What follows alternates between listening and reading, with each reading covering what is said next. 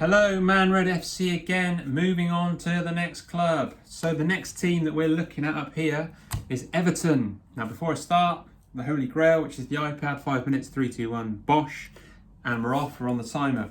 So Everton, last season, you finished 12th, so comfortably in mid-table. And I have to say, I absolutely adore your manager. I think you've had an absolute masterstroke with getting Carlo Ancelotti at Everton. Look at who he's managed and what he's won. And no offence to you, but you haven't been competing for those trophies or anywhere near those trophies for how long? And you've managed to get him through the door. I think you have to back this man if you want him to do wonders at your club.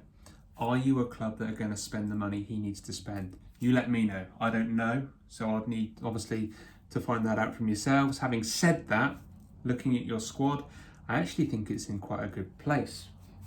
Now, when we're looking at last season, you finished 12th. The reason for that, we're going to go through. So 38 games, you managed to win 13, which isn't brilliant. Okay, not a brilliant return, is it? It's literally 33% of the season you managed to win matches, which isn't great. But if you combine that with 10 draws that you had, that's unbeaten in 23 matches of 38, which you'd have to say isn't too bad. Okay, and we'll go through why that might be the case in a second. The big problem I have here is the 15 losses. I think you're better than that.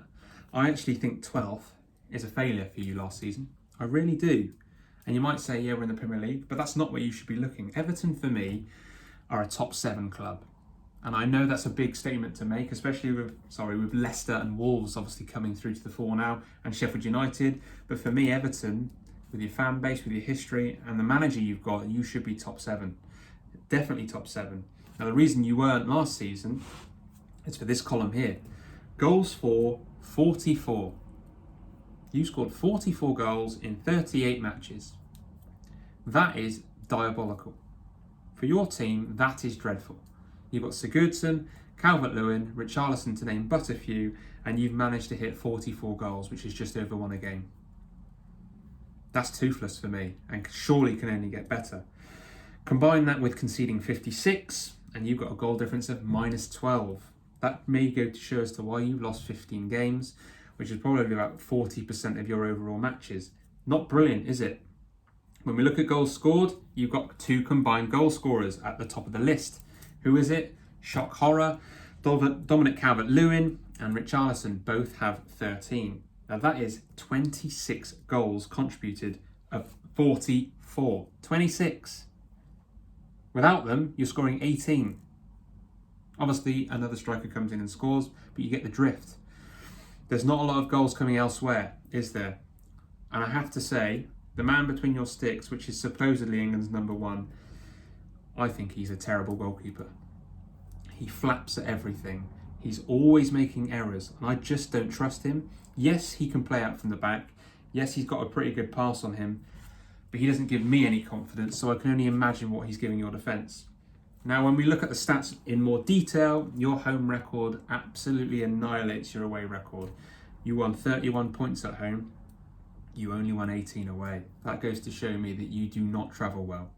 You like your own surroundings, but you do not travel well. You do not adopt your game very well to playing as the away team. So that is something that really needs to change, but I think with Ancelotti at the helm, he will definitely go a long way to changing that. It's just, will the owners support his way of thinking? That's yet to be seen. Now, when we're looking at the stats more in depth, Richarlison played 36 matches, had 13 goals and 3 assists. So that's very good. That's probably about 40% of the games he's contributed in. You have to say that is a wonderful return. However, I've read quite a few interviews with the man, and he has spoken about his desire to leave eventually. He might have another year in him if Carlo Ancelotti can get what he wants, because obviously he respects the man.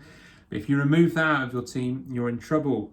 Calvert-Lewin, 13 goals, 1 assist, which is obviously also fantastic. But Sigurdsson has 2 goals in 35 games. I remember when he played for Swansea, he was hitting like 10 or 15 a season. What's happened at Everton? Has he been playing a deeper role? I haven't really seen him play. He hasn't scored many free kicks, I haven't seen. Your top assister is Lucas Digne, your left back. I really rate him. Again, coveted by other players and other teams. Can he carry on and get 7 assists next season? There's too many players in the team that aren't contributing enough. Yes, you've got 2 strikers there that are doing well, but you cannot rely on them next season.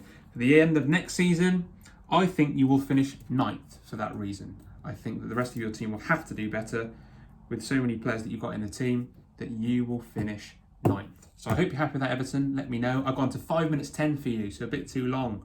So there we go. 9th. Happy days.